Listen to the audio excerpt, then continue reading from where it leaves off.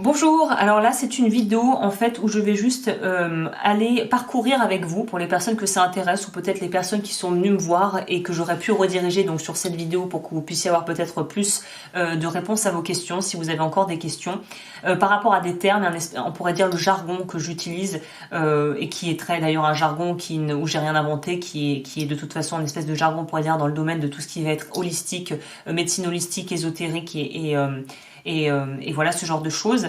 Donc là je vais tout simplement en fait parce que c'est vrai que je me rends compte qu'il y a des choses qui peuvent faire un peu peur, donc je voulais un peu vous mettre en lumière des aspects, des choses, des termes et démystifier un petit peu certaines choses qui peuvent paraître très compliquées mais qui en fait sont très simples. Au niveau de ce que j'appelle l'échelle de Bovis, c'est en fait tout simplement une espèce de taux, on pourrait dire de baromètre énergétique au niveau de votre corps énergétique. Donc vu que tout est énergie, qu'on émet des vibrations, que la Terre émet des vibrations d'ailleurs qui sont scientifiquement mesurées, et bien en fait nous aussi on est énergie. Donc ça veut dire que le taux énergétique, c'est un petit peu, voyez ça comme un espèce de thermomètre, on pourrait dire énergétique, pour savoir où est-ce qu'on est. Est-ce qu'on on est très bas, est-ce qu'on a très chaud, est-ce qu'on a très froid, est-ce qu'on est à température ambiante. Voilà, c'est un peu comme ça si je schématise simplement. Donc voilà, dans ce que je propose des diagnostics pour pouvoir voilà aller un petit peu découvrir les choses qui pourraient vous bloquer ou justement de l'ordre de l'énergie du corps et des blocages aussi émotionnels. Je commence toujours par prendre la température en allant voir quel est votre taux vibratoire sur l'échelle de Bovis. Donc ça va généralement, l'être humain entre guillemets de base va être aux alentours de 5000, 5500. Après au-dessus de 6000, c'est qu'on est avec des personnes qui soit font vraiment du travail énergétique, qui sont là-dedans, qui ont développé peut-être des facultés ou qui sont de l'ordre, on pourrait dire des saints, des illuminés, vous voyez ce genre de choses. Être au-dessus de 6000, c'est pour moi avoir pratiqué là, j'en ai pas croisé. Donc voilà, à part des gens que je connais mais qui sont dans ce domaine. Mais c'est quelque chose, la plupart des gens sont entre 5000, 5500, 6000 et par contre en dessous de 4500 dans cette marge. Là c'est qu'on est au niveau énergétique assez affaibli, peut-être par des causes extérieures, par des causes émotionnelles, par des blocages peut-être psychiques, psychologiques, et c'est là en fait quand le corps énergétique est très bas, bah c'est comme tout, c'est comme les batteries d'un ordinateur ou d'un téléphone. Et bien en fait on va être beaucoup plus sujet ou potentiellement sujet ou sujette à des problèmes d'ordre physique, à des maladies, ce genre de choses. Donc c'est important de garder un bon taux énergétique et un bon taux vibratoire en fait. Donc voilà, l'échelle de Bovis, c'est ça et c'est ce que je fais en premier. Ensuite, moi, je vais tout de suite aller voir le taux d'énergie physique et le taux d'énergie psychique, puisque pour moi, les deux vont ensemble. À savoir que pour votre énergie physique, ça va vraiment être l'énergie du corps, l'énergie corporelle. Donc évidemment, quand je vois des personnes qui sont très bas, moi, je vais de 0 à 100 sur l'échelle. Donc quand vous êtes en dessous de 40, pour moi, c'est qu'il y a un souci à ce niveau-là. Et donc évidemment, je vous en fais part. Au niveau de l'énergie psychique, ça va être plutôt l'énergie mentale. Pas du mental, de l'ego, mais votre énergie qui vous sert à raisonner, à penser, qui vous sert en fait le carburant qui sert à votre conscience chaque jour pour penser, pour faire les choses, pour prendre vos décisions. Pareil, si c'est trop haut, pour moi c'est qu'il y a un déséquilibre. Si c'est trop bas, c'est qu'il y a aussi un déséquilibre. Au niveau des taux yin-yang, donc le yin et le yang, c'est plutôt un concept qui nous vient d'Occident, avec plutôt, on voit ça dans la médecine chinoise notamment et des approches telles que le Tao, le taoïsme, ces genres de choses. Donc pour vous la faire simple, yin, énergie féminine, énergie maternelle, énergie nourricière, yang, énergie de feu, énergie décisionnaire, énergie dans le faire, dans l'aspect paternel, dans l'aspect action, dans l'aspect verticalité. Le yang est dans le vertical, le yin est dans l'horizontal. Et en fait, quand on voit que les deux, ça nous fait, c'est le symbole de la croix qui est dans beaucoup de religions, dans beaucoup de pratiques spirituelles, c'est pas pour rien. Donc là, je simplifie énormément, mais c'est pour que ça soit accessible. Donc le yin et le yang sont, en fait, vous voyez, c'est dans le symbole avec le noir et le blanc là. Le yin et le yang, en fait, on a les deux parties en nous. Et si on pousse vraiment, en fait, il y a 4 parties parce que dans le yang, il y a du yin, dans le yin, il y a du yang quand on regarde le symbole. Mais là, pour simplifier, donc pareil, je regarde si c'est équilibré au niveau de votre yin et votre yang. Et si je vois des déséquilibres, évidemment, je poursuis pour creuser un peu pour voir d'où ça vient. Au niveau des blocages et des dysfonctionnements potentiels des chakras, ça aussi ça fait partie du diagnostic que vous pouvez retrouver sur le site web. Les blocages et dysfonctionnements, alors généralement, soit ils sont le chakra peut être soit équilibré dans ce cas, en quel cas tout va bien, soit il peut être bloqué, soit il peut être trop actif, suractif. Donc ça aussi je peux détecter pour voir. Et j'ai aussi ajouté, puisque maintenant ça fait partie du diagnostic, les vœux. Je propose aussi, c'est compris dans le tarif, je vais voir les vœux que vous auriez pu faire au niveau des vœux karmiques, ça s'appelle. Si vous voulez aller plus loin, j'ai fait une playlist dédiée à cet effet, donc je vais pas trop m'étendre là-dedans pour pas que ça soit une vidéo trop longue. Mais en gros, les vœux karmiques, on part du principe que la réincarnation est un fait. Donc ça, après, on y croit, on n'y croit pas. Mais j'ai envie de vous dire, même si vous n'y croyez pas et que vous êtes extrêmement cartésien ou cartésienne, ça coûte rien de faire le protocole et de voir si vous voyez des améliorations dans votre vie. En tout cas, dans le diagnostic, moi je prends ça en compte et je vais voir les vœux que vous auriez à révoquer pour pouvoir en fait améliorer votre bien-être. Et de toute façon, c'est très lié au blocage ou au dysfonctionnement des chakras. Donc par exemple, si je vais détecter un dysfonctionnement au niveau du chakra racine, tu peux être sûr que je vais avoir un vœu de pauvreté qui va aller avec et que vous auriez pu faire avec. Pour vous montrer une photo, je crois que j'en ai imprimé une. Oui, comme ça je peux vous montrer clairement, ça sera encore plus simple. Pour les chakras, parce que je sais qu'il y a des gens qui sont pas du tout, qui ne sont pas du tout au fait de ça. Voilà à quoi ça ressemble les chakras. On commence du bas avec le rouge, qui est le chakra racine. Ensuite, le orange, c'est le chakra sacré. Le jaune, c'est le chakra du plexus solaire. Le vert, c'est le chakra du cœur. Le bleu clair, c'est le chakra de la gorge. Le bleu indigo, c'est le chakra du troisième œil. Et le chakra violet, tout en haut, c'est le chakra coronal, couronne. Donc voilà leur nom donc en sanskrit, puisque là on part chez les hindous, chez les indiens, sachant que c'est un système qui est, voilà, imaginez que ce sont des roues énergétiques. Donc pareil, quand il y a un dysfonctionnement ou un blocage, c'est que le corps après, ça va d'abord être dans le subtil, mais ça va très vite s'impacter dans des ressentis corporels. Donc c'est pour ça que c'est important de tout garder, d'être en bonne forme et de prendre soin de l'aspect énergétique et émotionnel de sa vie, parce que c'est la cause des maladies, en fait, généralement, en tout cas d'un point de vue holistique, j'entends, c'est des blocages au niveau de l'énergie dans le corps et des mouvements énergétiques dans le corps. Pour vous donner une image plus simple qui est utilisée, que j'utilise pour parler des méridiens quand je parle plutôt des techniques d'acupuncture et de tout ce qui va être médecine chinoise. Chez les Chinois, en fait, le corps est comme vous pouvez retrouver ça sur Internet, c'est comme une cartographie. Imaginez que c'est une carte de la France, une carte routière. S'il y a une partie du corps où il y a un embouteillage, il y a un bouchon, il y a un crash, il y a un nid de poule, vous pouvez être sûr que l'énergie ne va pas pouvoir bien fonctionner, et à partir de là, si c'est pas pris en charge, ça va se transformer potentiellement en douleur chronique, en trucs comme ça. Donc bien évidemment, ce que je raconte est à titre informatif. Si vous avez un souci au niveau de votre santé, allez consulter un médecin traitant, évidemment. Là, c'est les correspondances, donc je sais pas si vous les voyez bien. Donc le chakra racine, le Muladhara, c'est je suis, énergie et stabilité. Le chakra sacré, le orange, c'est Svadhisthana, je ressens, la sensualité, le plaisir. Le Manipura, c'est le chakra du plexus solaire, je fais, force et détermination. La Anahata, c'est le chakra du cœur, j'aime, amour et sincérité. Le Vishuddha, c'est le chakra de la gorge avec je parle, communication et créativité. L'Ajna, c'est chakra du troisième œil avec je vois, lucidité et intuition. Et le chakra coronal, c'est Sahasrara, je comprends, connaissance et conscience. Donc voilà, c'est une version extrêmement simplifiée, il y a beaucoup plus de chakras dans le corps, je crois qu'il y en a une trentaine, mais les principaux, ce sont ceux-là. Donc quand je vous parle des chakras dans les guidances même, et puis même dans les détections, vous pouvez vous référer à ça si ça vous parle.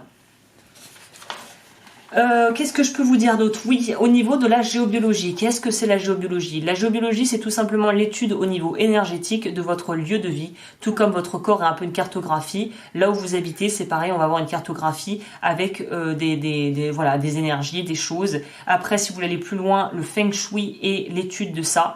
Le Feng Shui, c'est un peu l'acupuncture pour la maison, en fait. L'acupuncture qu'on utilise en médecine chinoise pour aider les méridiens. Et ben, voyez le Feng Shui comme une acupuncture de votre intérieur, où où on ne met pas des aiguilles sur des endroits de votre maison, mais on va devoir mettre certaines choses, certaines associations de couleurs, d'éléments, métal, machin bidule. Bon, c'est hyper complexe, moi j'y connais pas grand chose, mais si vous voulez aller pousser, et notamment pour les personnes qui voudraient peut-être acheter une maison, je vous conseille fortement, si vous voulez acheter un local peut-être pour le travail ou une maison ou quelque chose, faites appel à un géobiologiste avant et engagez quelqu'un qui est un professionnel du Feng Shui, parce que ça va tout, ça change tout, hein. Une boutique qui est pas du tout au niveau énergétique clean, ça va être quelque chose qui pourrait être potentiellement vous empêcher d'avoir de nouveaux clients. Une maison avec une orientation qui n'est pas bonne pour le lit, le truc, le machin, le bidule, vous pourriez avoir en fait un sommeil très pauvre et ne pas être en fait, ne pas vous sentir bien dans cet endroit. Donc moi, il est clair que je peux que vous recommander de faire appel à un géobiologiste pour pouvoir faire vraiment un bilan, un diagnostic par rapport à votre lieu de vie, si vous devez bouger quelque part, emménager ou acheter quelque chose. Et le Feng Shui, c'est quelque chose pour moi qui est indispensable. Enfin, je sais que s'il fallait que j'achète un commerce ou qu'il fallait que je me positionne dans l'achat de quelque chose, je ferais appel à un maître Feng Shui réputé, évidemment, parce que comme dans tout, il y a beaucoup de charlatans. Mais oui, le Feng Shui, pour moi, c'est primordial. Il faut que vous sachiez. Moi, j'ai un peu essayé de faire avec mes connaissances, mais c'est un art, c'est un vrai art, et voilà, il faut faire ça bien. Donc géobiologie, je m'intéresserai sur toutes les sortes de déséquilibres que je pourrais noter dans votre maison, type objet qui est chargé d'énergie négative, des failles au niveau énergétique, des choses comme ça. Donc évidemment, il y a toute une liste, là je vais pas rentrer en détail, mais je m'occupe du lieu de vie aussi pour voir, parce que généralement quand on n'est pas bien, ça peut aussi être lié à notre lieu de vie qui n'est pas forcément adéquat. Au niveau des entités détection, alors là, attention, c'est là que ça fait peur. C'est pour ça que je choisis très judicieusement, enfin du moins j'essaye les mots que j'utilise quand je dois m'exprimer face à des clients et clientes. Donc en gros, là, ça va être tout ce qui va être d'ordre. Je vais peut-être vous donner les termes pour que je puisse les éclairer, vous éclaircir là-dessus, pour plus que ça soit quelque chose qui soit source d'angoisse peut-être pour des gens qui entendraient ça ou qui auraient qui me viendraient me voir. Alors, je teste le vampirisme énergétique pour savoir si vous avez dans votre entourage des gens qui pourraient avoir peut-être tendance à vraiment vous pomper votre énergie. Je teste aussi pour voir si vous n'êtes pas dans une position de vampire énergétique. Alors là, évidemment, ne le prenez pas mal. De toute façon, je ne viendrai jamais vous dire en consultation, alors vous êtes un vampire énergétique. Non, mais c'est que je pense que je vous dirais simplement qu'il y a un déséquilibre au niveau énergétique. Ça ne veut pas dire qu'à chaque fois que je dis ça en consultation, c'est que vous êtes un vampire énergétique. Mais le vampirisme énergétique est quelque chose qu'on fait parfois sans s'en rendre compte, et c'est pas forcément de la malveillance, mais prendre l'énergie sans donner, sans que ça soit fluide, ça arrive assez régulièrement en fait, et c'est pas quelque chose dont on se rend forcément compte. Par contre, il y a des gens qui le font exprès, et ça c'est autre chose, hein. Je vois si vous n'êtes pas auto-envoûtement. Alors auto-envoûtement, c'est à force de vous mettre dans un conditionnement mental de peur, il va m'arriver des mauvaises choses, j'ai le mauvais œil, ça va pas. Et en fait c'est un peu comme l'autoprophétie fatidique, la mauvaise autoprophétie, où à force de vous en convaincre, ça va se produire. C'est ce genre de truc. Donc là, si je vois ça, évidemment, après je creuse, hein, mais c'est pour moi une notion déjà de quelque chose à réajuster au niveau de vos croyances et de votre approche dans la vie en fait, hein. Les pactes avec les entités, alors ça c'est pour voir si dans cette vie, de manière consciente ou inconsciente, vous auriez pu faire ce qu'on appelle des pactes, un peu comme des contrats avec des énergies autour de vous, avec peut-être des personnes qui n'ont pas des énergies très bénéfiques, très très très bienveillantes, très hautes, et en quel cas, évidemment après on va creuser pour voir qu'est-ce que c'est. Les envoûtements, c'est si on vous a fait de la magie, si vous subissez des choses peut-être de personnes mal intentionnées qui elles-mêmes font de la magie, du voodoo, voilà, ce genre de choses. Les âmes perdues. Alors voilà, j'utilise souvent le terme âme perdue parce que fantôme a une petite connotation et je peux comprendre que quelqu'un qui entende ça puisse prendre peur. Et justement, le but, ce n'est absolument pas de vous faire peur. C'est au contraire de vous permettre de pouvoir justement faire le nécessaire pour bouger ces énergies. Parce que dites-vous, les fantômes, c'est pas Poltergeist et c'est pas cet horrible film là. ce truc, l'exorciste, voilà, on n'est pas dans l'exorciste, ok, calmez-vous, c'est très très très rare ce genre de choses. Vraiment, d'ailleurs, ouais, moi heureusement, j'ai jamais vu ce genre de choses ou eu à subir ce genre, enfin gérer ce genre de choses. Puis de toute façon, c'est pas mon créneau, moi je suis pas, c'est pas mon domaine d'expertise. Mais là, tous les trucs qu'on voit dans les films, vous inquiétez pas, quand on dit âme perdue ou fantôme, c'est juste de l'énergie, une forme énergétique, une forme d'énergie qui est présente, qui n'est pas bien et qui a besoin juste d'être renvoyée là où elle doit être. C'est tout. Ne compliquez pas les choses. C'est aussi simple. Ça peut être aussi simple que ça. Donc si je vous dis âme perdue, c'est peut-être que c'est lié à votre lignée, à votre famille. Si vous avez perdu quelqu'un récemment, que son énergie est encore là, ça peut être ça. Et il y a vraiment cette notion ayez de la bienveillance, ne soyez pas dans la peur. Par contre, il faut faire quelque chose pour pas rester comme ça. Donc c'est là que je vous envoie chez un très bon énergéticien que je recommande à chaque fois, qui est très très compétent, très carré. Donc si besoin, évidemment, je vous renvoie vers lui. Les larves. Alors les larves et les implants. Ça aussi, on peut se dire, oh là là, c'est quoi ça? C'est pas. Alors là, je ne vais pas entrer en détail non plus, mais pour moi, les larves, les implants, ce que je dis souvent en consultation, imaginez que c'est comme des chewing-gums sous vos chaussures.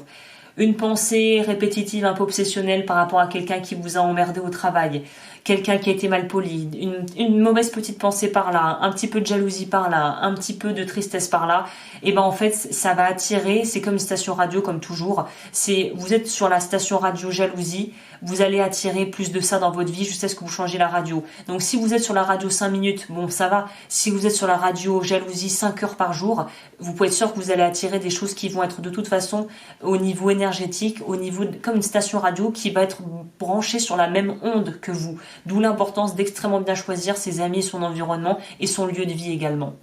Les implants, c'est pareil. Alors là, c'est autre chose. Ça, c'est plus compliqué. Je n'y connais pas. Je dois vous avouer, je suis pas une experte. Moi, je diagnostique, mais je règle pas ce genre de soucis. Mais de ce que j'ai compris, c'est qu'on peut avoir des implants pour à peu près tout et n'importe quoi, et que il faut les nettoyer. C'est comme quand dans une maison, la poussière. Voilà. Imaginez de la poussière. Vous devez nettoyer. On nettoie pas sa maison une fois par an. On la nettoie toutes les semaines ou tous les 2-3 jours si vous êtes vraiment maniaque et qu'il faut vraiment tout nettoyer. Mais il y a vraiment cette notion de devoir passer la poussière. Pour moi, c'est ça. Enlever les implants, c'est passer la poussière.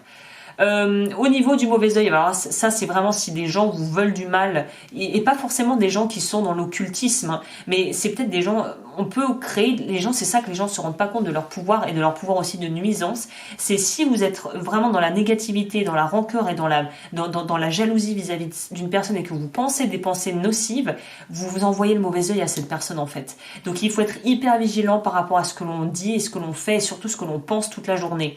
Donc le mauvais œil, ça peut soit être quelqu'un de vraiment dans l'occultisme qui est mal intentionné, soit tout simplement quelqu'un avec qui vous avez peut-être un différend ou avec qui vous êtes en froid ou avec qui peut-être à qui vous avez fait des choses qui n'étaient peut-être pas forcément non plus angéliques, hein, on n'est pas des anges, et du coup vous êtes en train peut-être de récolter quelque chose qui vous est tombé dessus par rapport à des événements passés. Donc ça aussi on peut aller regarder. Le coup classique de l'influence d'un objet hanté, vous inquiétez pas, c'est comme les fantômes. C'est pas qu'il y a un fantôme dans le coin ou que l'objet va vous apporter la guigne, hein. C'est pas ça, mais c'est que cet objet a une vibration qui va en fait, qui déjà n'est pas en adéquation avec votre vibration, et ce qui fait que c'est comme sur pareil, imaginez une ligne téléphonique, il y a des grésillements quand on n'est pas bien branché, que c'est pas bon, il y a des grésillements. Bah voilà, l'objet hanté va avoir pour malheureusement comment dire, va avoir tendance à baisser votre taux d'énergie ou à vous bouffer de l'énergie si par exemple c'est un objet que vous portez d'un défunt, de quelqu'un qui... C'est pour ça, je vous ferai une vidéo, je crois que j'ai déjà fait une vidéo à ce sujet. Attention aux objets de seconde main, notamment les bijoux, faites vraiment gaffe. Si vous trouvez des bijoux dans des vides-greniers, si vous récupérez après peut-être un héritage, des bijoux, moi je vous conseille de penduler, si vous savez pendulez, sinon de demander à quelqu'un, un énergéticien ou quelqu'un de tester vos objets, parce que ça peut être vraiment quelque chose qui est un peu insidieux, dont on ne se rend pas compte, mais qui va avoir tendance à vraiment prendre l'énergie et qui va aussi vous permettre de rester connecté peut-être avec quelqu'un dont vous n'avez pas envie de rester connecté. Et c'est pareil avec les pierres. Les pierres ont vraiment, je vous ferai une vidéo sur ça parce que j'étais pas convaincue du pouvoir du pouvoir vraiment des pierres. Je faisais ça parce que j'avais l'impression que ça marchait pour moi, mais j'étais pas vraiment convaincue. Je vous ferai une vidéo sur ça parce que ça aussi, c'est redoutablement efficace, mais ça peut être redoutablement dangereux si on ne sait pas bien s'en servir. Donc je vous ferai peut-être une vidéo sur ça à part. Donc voilà, testez les objets, les mobiliers aussi, j'en vois beaucoup, des gens qui ont des mobiliers ou des choses, ils sont dans un meublé et en fait ça n'appartenait pas à eux et ça a tout ça toute l'énergie de l'ancien propriétaire ou locataire est dedans. Ça aussi ça peut être un problème. Qu'est-ce que j'ai dit? La magie, alors c'est dans un peu du même ordre que le mauvais œil, mais la magie là c'est plus spécifique soit à du karmique, c'est-à-dire par rapport à votre lignée familiale, à ce que vous portez en vous, qu'ont pu faire vos ancêtres. Si ça n'a pas été nettoyé, bah là c'est sûr que c'est pour votre pomme. Donc quelque part la bonne nouvelle c'est que vous arrêtez, vous coupez cette espèce de lignée karmique de mauvaise entre guillemets. C'est même pas mauvaise énergie, je devrais pas dire ça, mais vous coupez avec ça en fait. Donc vous le faites aussi pour les prochaines générations et vos enfants si vous en avez, donc c'est important de travailler sur ce qui va être au niveau magie. Et le petit dernier pour la fin, évidemment, je n'utilise absolument jamais ce terme, ce sont ce qu'on appelle les démons. Voilà, encore une fois, on n'est pas dans un film, ne vous inquiétez pas, c'est pas, il y a un film avec Keanu Reeves comme ça qui est extrêmement bien là, je me souviens plus du titre, si quelqu'un s'en souvient, à chaque fois j'ai des blancs pour les films, c'est un super film, c'est avec Keanu Reeves. C'est, je ne sais plus, et ça m'énerve de ne pas savoir. Attendez, je vais essayer de trouver rapidement. C'est pas une métropolis, comment ça s'appelle, Keanu Reeves?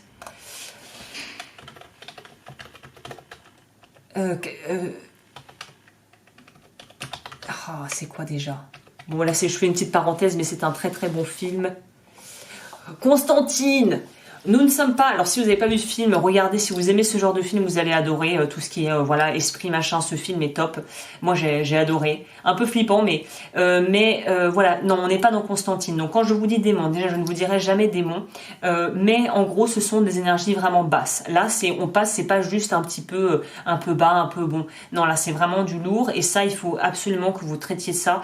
Si je vous fais part de ça et que je vous dis qu'il y a vraiment une énergie basse autour de vous, là je vous conseille de vraiment faire quelque chose parce que moi je ne fais jamais des choses de manière mon but c'est pas de vous rendre votre expérience anxiogène et de nourrir la peur parce que là on reste bloqué dans un cercle vicieux et fermé, donc c'est pas du tout mon approche. Mais si je sens qu'il y a des choses qui vraiment sont comme des boulets accrochés à vos chevilles, évidemment que je vous le dirai. Donc c'est assez rare, hein, je vous rassure, vraiment pour avoir des démons autour de soi.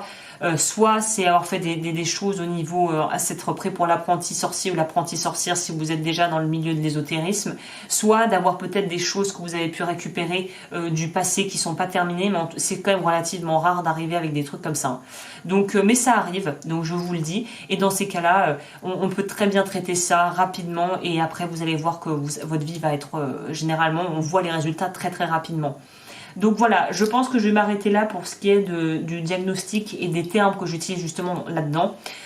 Pour celles et ceux qui sont intéressés, bien évidemment, mes coordonnées sont en barre d'infos, je le ferai avec plaisir. J'ai juste besoin de votre prénom pour ce faire. Voilà, j'ai besoin de quasiment aucune info. J'ai juste besoin de votre prénom. Donc voilà, bah écoutez, je crois que j'ai tout dit. J'espère que cette vidéo aura pu vous aider. Encore une fois, ce n'est que mon interprétation, c'est vrai que je ne l'ai pas dit au début. J'ai pas la science infuse, moi ce n'est que ma vision et en fait une vision simplifiée que je vous propose pour que ça soit accessible. Donc voilà, bah écoutez, je vous souhaite une très belle journée ou soirée en fonction de quand vous verrez cette vidéo et je vous retrouve très vite pour les horoscopes sur ma chaîne.